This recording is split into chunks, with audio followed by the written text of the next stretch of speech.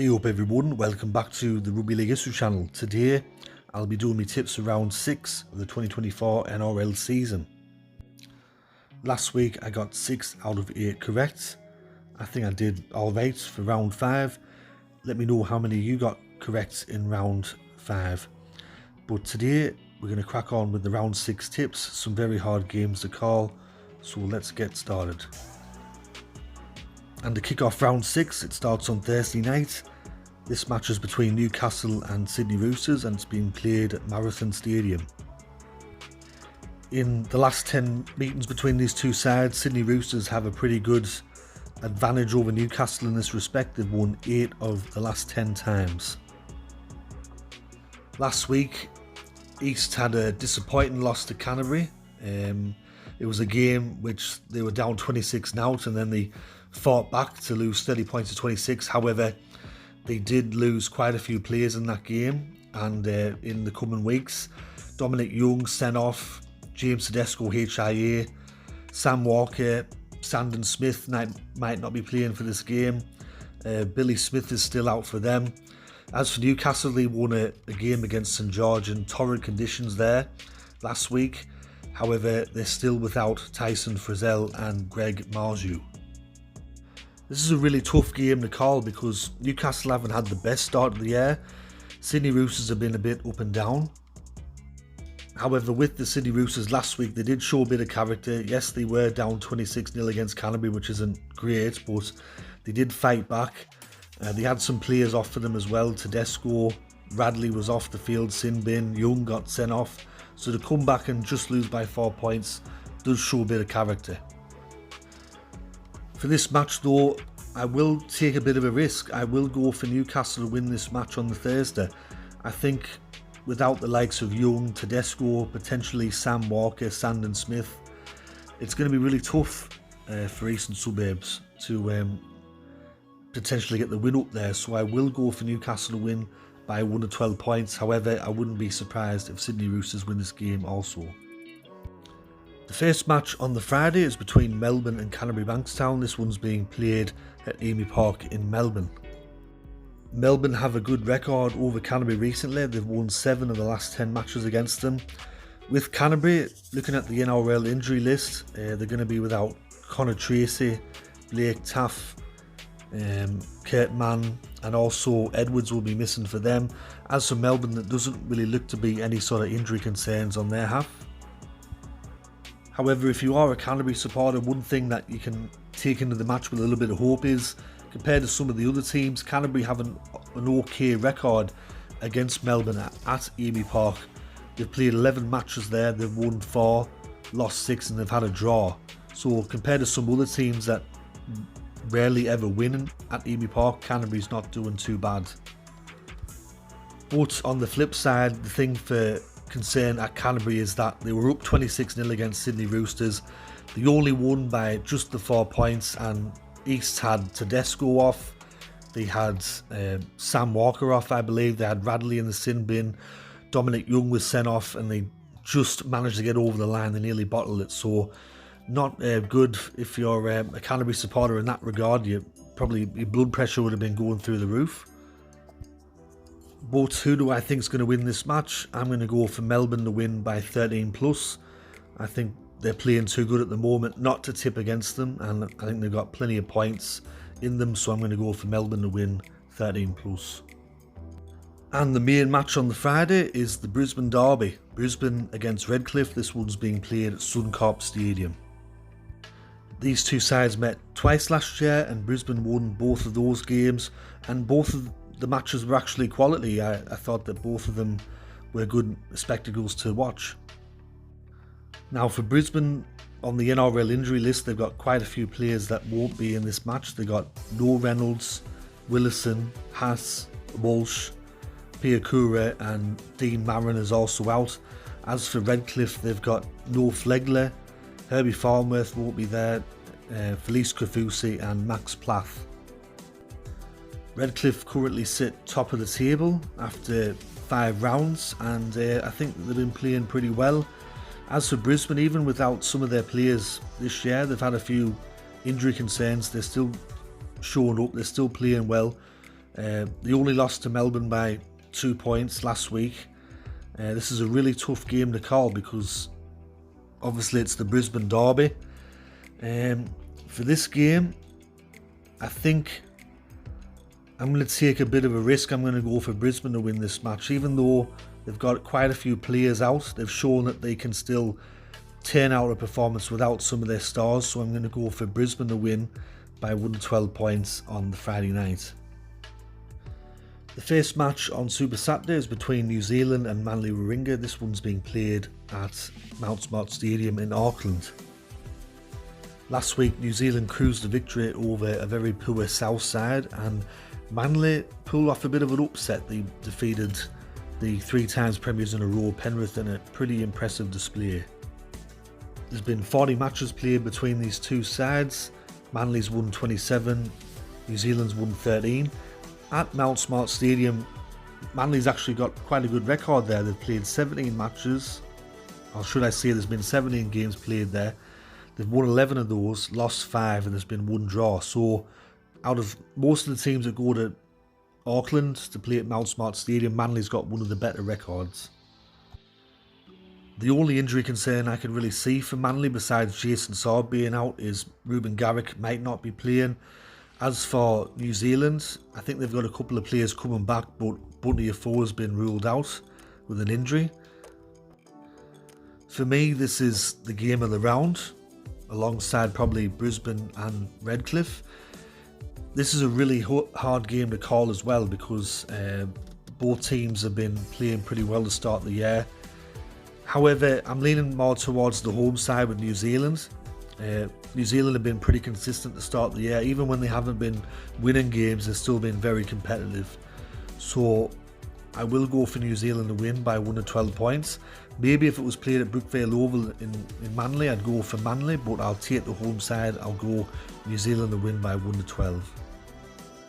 And the second match on Super Saturday is between Parramatta and North Queensland. This one's being played at the Western Sydney Stadium. In the last 10 matches that these two sides have played against each other, both teams have won 5 matches apiece. In total, there's been 47 matches played. Parramatta's won 24, North Queensland's won 22, and there's been 1 draw. For this match, Parramatta's still going to be without Bryce Cartwright, and as we all know, Mitchell Moses won't be there. But on top of that, I doubt Megan Campbell-Gillard will be playing. He'll be suspended. Hayes Dunster's out for 3 months with a foot injury, and Matt Dury's also been ruled out with a facial fracture. As for North Queensland, they're going to be without Zach Laybourne, it looks like. Now, with Parramatta last week, they got battered by Canberra. Absolutely disgraceful display from Parramatta. They were fucking shite. I did a full rant on the game on TikTok and Instagram, so if you follow me on there, it's more in depth there. But yeah, simply put, they were fucking shite, diabolical. Hasn't been a good start of the year for Parramatta, and considering that the New South Wales Cup side a 0-5 to start the year, the Jersey Flegg side a 0-5 to start the year, it's just fucking terrible. But based off the depth of what the club has and with the injuries, I doubt that Brad Arthur will change anything for this game. I think he'll pick exactly the same team. With North Queensland, they've never won at the Western Sydney Stadium before. They've played 3 matches there and lost all 3. For this match as well, it's going to be Old Boys Day, so there's going to be a lot of former Parramatta players there from the 80s, 90s, 2000s. So hopefully Parramatta put in a better performance than they did against Canterbury, Canberra I should say. For this match though, I'm going to go for North Queensland to win. If Brad Arthur picks the same team as he did last week, I'd probably go for North Queensland to win by at least 20 points. Yeah, it's just with the attacking options that North Queensland have got, and with how weak the edge defence for Parramatta is, and how some teams have found it so easy to get around them, especially around Micah Civil and that. It's not looking good for Parramatta. Yeah, so I'm going to go for North Queensland to win 13 plus. If Parramatta somehow win this game, it'll be a miracle. And the third match on Super Saturday is between South Sydney and Cronulla Sutherland. This one's being played at Stadium Australia. In the last 10 matches between these two sides, South Sydney have won 6, Cronulla have won 4. South Sydney have had an awful start of the year. They've just got the one victory. They're currently bottom of the table. Now with this match, I'd be very surprised if Latrell Mitchell plays in this game. He'll be suspended, no doubt.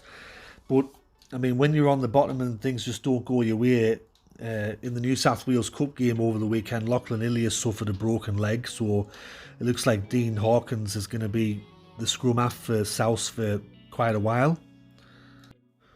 Cronulla come off the bye, however Toby Rudolph and Royce Hunt probably still won't be there, although they are welcoming back a couple of players. The pressure's really on South Sydney to start winning games, because there's been reports in the media that Jason Demetrio's position it might come up for a review, or he might not see out the year. So the pressure's really on South, and they were diabolical against New Zealand, being beaten by 30 points there. And things don't get any easier for South, because even after the Cronulla game, in the next 4 matches they have to play Melbourne, Penrith and North Queensland, so it doesn't get any easier. But for this game, especially with some of the players that South have got out and how they're going, I'm going to have to go for Cronulla to win. Not sure if it's going to be 13 plus, but I'll go for Cronulla to win this game. I can't see South Sydney winning it, unfortunately. And the first match on Sunday is between West Tigers and St George. This one's being played at Campbelltown Stadium. In the last 10 meetings between these two sides, they both won 5 matches each. St George don't really go out to Campbelltown much these days. Since the year 2000, they've only been out there 4 times. And their record out there has been quite good. They've won 3 out of those 4 matches. Now with West Tigers, from what I've seen, both the Fire News won't be playing in this match. Lachlan Galvin's still out, and it looks like there's going to be no John Bateman.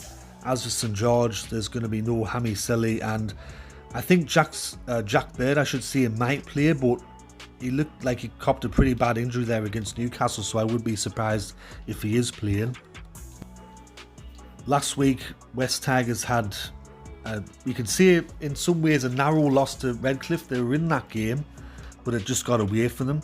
As for St George, they were well beaten by Newcastle there in the wet on the weekend, and there's been some rumbles in the media that Shane Flanagan might drop some more players following that loss. Apparently, Michaeli Ravalawa and Blake Lawrie are both set to be dropped for this game. Now with St George, even though they've started the year better than what people thought, and yes, some of the performance have been better, there's still the rumblings around Zach Lomax. Is he going to get an early release, or is he going to have to stay to the end of the year? There's also the thing with Ben Hunt. Is he going to stay on for another year after previously saying he wants to leave? So there's still some rumblings around St George. It's going to take a long time to rebuild the club, as I've said on TikTok and Instagram. But yeah, for this game, it's another really tight one to call, like most of the matches this weekend. For this match, I will tip West Tigers to win. I think, looking at how these teams have started the year, I think West Tigers have started better, and they look better than probably St George overall in the performances that I've seen. So I'm leaning towards West Tigers, and I will go for them to win by 1 to 12 points. And the final match to close out round 6 is on Sunday. It's between Canberra and the Gold Coast. This one's being played at Bruce Stadium. In the last 10 meetings, Canberra's won 8 of those against the Gold Coast. Since the Gold Coast came in 2007, they've only won 5 times in Canberra. Looking at the injured list for Gold Coast, it doesn't get any better. Kieran Foran looks to be out, Paliasia's out, and Philip Sammy's also out. And for Canberra, it looks like Corey Horsburgh might be out. However, when I looked at him on the bench during the Parramatta game, he didn't seem to be in too much discomfort. Canberra, as we know, had a big win over Parramatta over the weekend. However, Parramatta were fucking shite, so if I were a Canberra supporter, I wouldn't be getting too carried away with that victory. As for the Gold Coast, they're the only team in the competition yet to record a victory in 2024, and if they don't win this match against Canberra, things are only going to get worse, because after this one they play against Manly, New Zealand, Melbourne and North Queensland. So they'll be desperate to get a win here. But so far to start 2024, they've been the worst team.